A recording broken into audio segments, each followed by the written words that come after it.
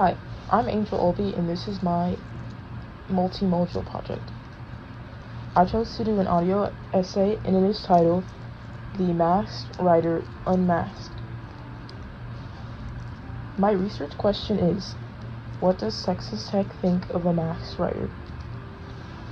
I chose to research this topic because of the several golden experiences I can recall of hot days in the Jones AT&T Stadium before the game began, and the exciting rush of school spirit I'd feel as the masked writer, Ellie Brown, rolled across the football field. The answer to that question might be obvious to some, but I wanted to actually hear from the community and the masked writer herself to get the real scoop. In researching the community consensus on the masked writer, I would like my dissection of the tradition and primary sources to be digestible to every member of the audience. Furthermore, the project's target audiences consist of my fellow colleagues, young people looking into trying out for the position of masked writer, and readers interested in the Texas Tech school spirit culture. The choices I encountered molded my project into its most final draft, as they have an impact on how my work is communicated to the audience. Accordingly, I chose to make this project in the form of an audio essay so that I can respectfully encapsulate the historic moments and personal experiences of the people who make this topic. But that was not before I quit the idea of a video essay, because I unfortunately would not have access to live footage of the masked writer at football games. Additionally, the passing of the torch, a tradition where the former writer passes the role to the new writer, has taken place, and the 64th masked writer, Rose Roses, has been announced to be the 2025-2026 masked writer. Materials and sources used consisted of my phone's voice recording option, the Texas Tech Library editing software, the masked writer, and a public consensus on the masked writer. I chose to reach out to this year's masked writer Ellie Brown and was blessed with the opportunity to interview Ms. Brown. Of course, I asked for permission to use her words in my work. This additional primary source proved beneficial for credibility within my work and ethos for writer fans in the audience. I structured my information in a way that was digestible to all audience members, which follows my previous stated goal of creating an effectively informative article. I chose to research the masked writer as my final research topic because, as a Texas Tech student that has almost completed her first year on campus, I went into this project with my own former knowledge of the Texas Tech community's common values and my point of view. This background check helped me choose the research components I factored in or out of my project due to what I believe will be received positively by the audience. I still needed answers, though, to my primary research question that I drafted, so I put them in a Google form, and I later placed them in public halls around the Texas Tech campus. Initially, taking the approach of interviewing the masked writer felt risky to me, though I recognized that it was a totally normal action by someone partaking in a research role, and I just realized that was just my perceived notion of that on my part. This was proving to be a fruitful idea as Brown accepted my proposal at the participation. Now, you still may be wondering, what is it that the masked writer does? The role of mascot and field runner is not an easy task. This position requires dedication to entertaining the Texas Tech community, all the while with a companion horse. Just listed under quick facts on the Texas Tech Spirit Program page for Ellie Brown, the masked writer attends over 350 public appearances and travels over 15,000 miles per year. That's a lot of moving. Now, let's dig into the history of the Masked Rider to really understand where we're coming from. The highly critical acclaimed moment that kick-started the proper recognition of the Masked Rider is when Texas Tech student Joe Kirk Fulton stormed the field at the Gator Bowl. According to David Murrah, University Archivist in the Southwest Collection, Fulton entered the field wearing Levi jeans, a red shirt, red and black cape, and a black hat.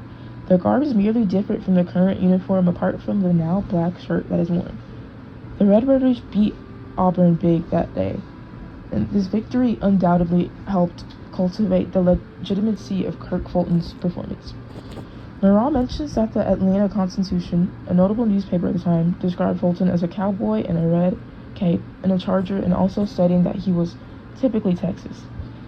Comments from critics like this added in boosting the notability of the tradition and pride of the Texas Tech fans. Fulton went on to become the chairman of the board of Lubbock Plains National Bank and credits the football coach at the time, DeWitt Weaver, with the idea of what went down on January 1954. The question of the Masked Rider's popularity at Texas Tech does not have a hard and fast answer, as opinion sways depending on who is being questioned.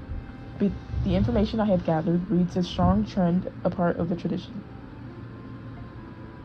I found through my primary source interviews that the Masked Rider is thoroughly appreciated by the Texas Tech community.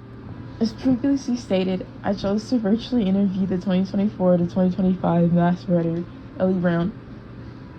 I asked Brown a total number of 4 questions pertaining to Brown's experience in the last year in such a diligent and commendable role. The first question was, what does a game day look like for you? To which she replied, game day preparation typically began about 10 hours before kickoff. It started with getting Centennial Champion ready, feeding, cleaning stalls, riding, and washing along with preparing myself. Once we headed to campus, the excitement truly took off. After taking photos at the Masked Rider statue, we'd take a short break before heading down the tunnel and onto the field. This allowed both of us time to prepare for the run, an adrenaline rush. Surrounded by fans, flames, fireworks, and football players, all while doing what we love. Those days were some of my favorites as the Masked Rider. You spend so much time with the horse and get to be part of an untouchable tradition. This meticulously crafted experience, described by Ellie Brown, emulates the Texas Tech fan base's support for a Masked Rider. Additionally, Brown's description of her excitement before and during the game day field is notably similar to my description of witnessing the performance in person. The second question asks of a favorite memory as the 2024 to 2025 Masked Rider. Brown replied, I've been asked this question a lot, and I can never settle on just one memory. As my year came to a close, I found myself reflecting more on the small moments.